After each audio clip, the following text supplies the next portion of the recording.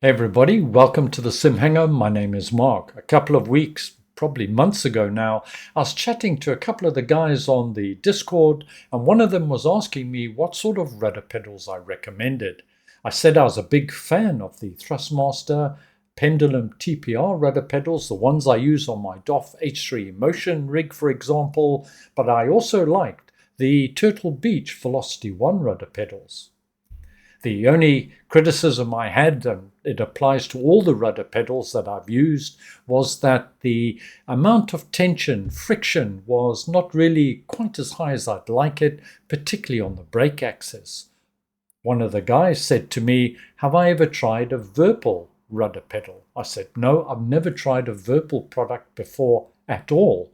He said, "Well, I might be pleasantly surprised. They're all metal construction, built to last, so should last a lifetime," and that he found that with the configurations he was able to get the sort of tension and feedback that he desired, and I may well be pleasantly surprised. Well, I've gone and done it. I've got myself a pair, and in this video I'll tell you exactly what I think. Virpil Controls produce a range of different rudder pedals. The ones we're looking at today are the ACE flight pedals, more suited to general aviation and airline flying. The one thing that will strike you about this is the quality of the build. With the exception of the 8 rubber feet and some carefully concealed cabling, this is an all-metal construction. And this is also evident by the sheer weight of the unit, coming in at about 7.3 kgs. The footplates are also all metal, and the top aluminium section can be extended to suit different foot sizes. It comes fitted with a hard center or detent set of cams and a set of soft center cams. You can change these yourself. Perfect for those helicopter pilots out there. I am generally impressed with the level of engineering and thought that has gone into the design of these rudder pedals. The dual cam design works very well indeed, although fitting the soft center cams would require a fair amount of disassembly. The brake tension can be adjusted by moving a spring. I'll certainly be doing this. There certainly seems to be considerable tension there. The angle of the footplate as well can be adjusted from about 40 degrees down to almost flat. It comes fitted with a soft spring, and a hard spring is also offered. The soft spring providing very little tension. You can use the hard spring separately or in combination with the soft spring, which is exactly what I'm going to do. And fitting it is a simple and fairly easy process. There we are, that's done. That feels somewhat better, certainly a lot more tension on there. I'd say that's about equal to the Turtle rudder pedals at the moment, but I went a step further and I also got hold of the dampener kit. This was an additional purchase. From Virpil UK it costs just under £55 and in Europe just under €50. But I felt this would be a worthwhile investment. I'm looking for some real tension on the rudder pedals. For those not up to speed, the damper kit dampens the movement and gets rid of that somewhat unrealistic springy effect that you get on most rudder pedals. Now this is a fairly weighty beast, but I'm going to attempt to fit it on my DOF H3 motion platform or Next Level Racing static rig, and hopefully I can remove the base, reducing the weight substantially. I'd guess about 1.5 kgs. One disappointment was it calls for 2 Allen keys and a 10mm ring spanner for assembly, but no tools are provided, and I was surprised by this. Assembly, however, was quick and easy. As part of the review, I then went on to compare the ACE rudder pedals with other rudder pedals that I have. However, due to sound problems, I've had to scrap that, but here's a quick summary. On the far right are the T-Flight rudder pedals from Thrustmaster. They vary in price from £80 to £100. They're Xbox compatible but purely functional. No real tension in any of the axes, but you get what you pay for. Next in line are the Turtle Beach rudder pedals. Very good set. They'll cost you something between £220 and £240. Good level of movement in the axes, but lacking tension, particularly in the brakes, and they're a little noisy. On the far left are the Thrustmaster TPR rudder pedals. These are the best rudder pedals that I've personally experienced, lacking tension in the brake axes, but a good range of movement and good tension and very smooth as well on the rudder axes.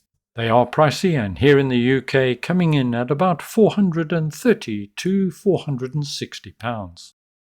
The Virpil ACE rudder pedals in Europe will cost you €300 and in the UK just a smidgen under £340. Add in the dampener kit and you're in and around £390 for the complete set, which is about £60 to £70 less expensive than Thrustmaster's TPR set. The Thrustmaster offering outguns Virpil's offering in terms of feel and tension without the dampener kit, as in my opinion the Virpil unit remains still too springy. However, fit the dampener and, well, things change. The dampener kit got rid of that springiness completely, provided some added friction and tension to the movement on the rudder axes that would now make it equal in my opinion to the TPM. However, the brake axis is much improved, some real tension there as I've already mentioned, and certainly outguns the TPM in this department. In terms of overall size, the Virpil offering is fairly wide, coming in at 535mm, which is 20mm or 3/4 of an inch wider than the TPM offering, measuring end of pedal to end of pedal. Both of these are very good sets indeed and recommended, with the Virpil ACE just pipping the TPM to the post in my opinion, in terms of bang for buck. Okay, so we've now jumped into the sim, and as you can see the configuration is absolutely standard for any rudder that's got 3 axes. We've got the rudder axes here, good level of control, nice amount of movement, really enjoy it, nice feel and tension to it. Without the dampener it would have been a little disappointing, a little bit too loose. Also obviously I've got left and right brake axis as well. In terms of sensitivities, I do have a 3% dead zone here. That's because when you apply the brakes you sometimes get a little bit of crossfeed in. I do that for any rudder pedal that I've got. On the TPR I've got it at about 4%, and on the Turtle Beach ones I had it at about 6%. You can see I've now mounted it on my Next Level Racing sim rig. I've reduced the weight considerably. I've removed the base plate with the rubber feet on and what have you. I didn't need that. It fitted on very nicely, very straightforward, etc. No problems at all with that. So now we can go ahead and jump back into the sim. I'm in Just Flight's Tomahawk. Let me just hide that yoke for now. You will see the brakes, right brake there, the amount of movement in the sim, and within the brake pedal exactly the same. Left brake now, no problems at all, so I have differential braking.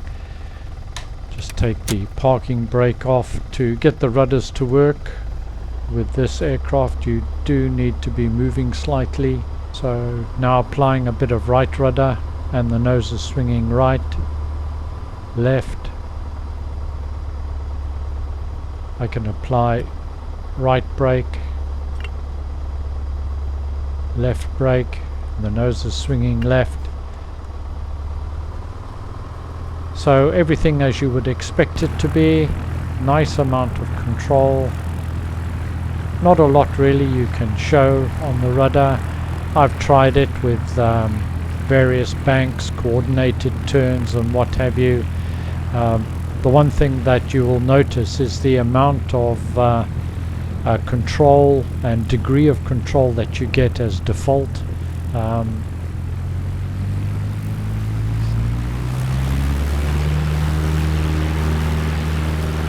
Nice level of control here, very responsive if I want it to be. We'll just let this go along and we're up, and we can just exercise a bit of yaw.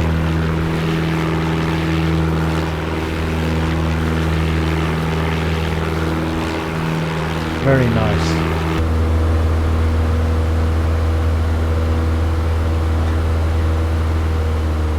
Can we stop before the trees? That's going to be a question. A little bit more in terms of flat to help slow me down. Come on, girl. Down you get.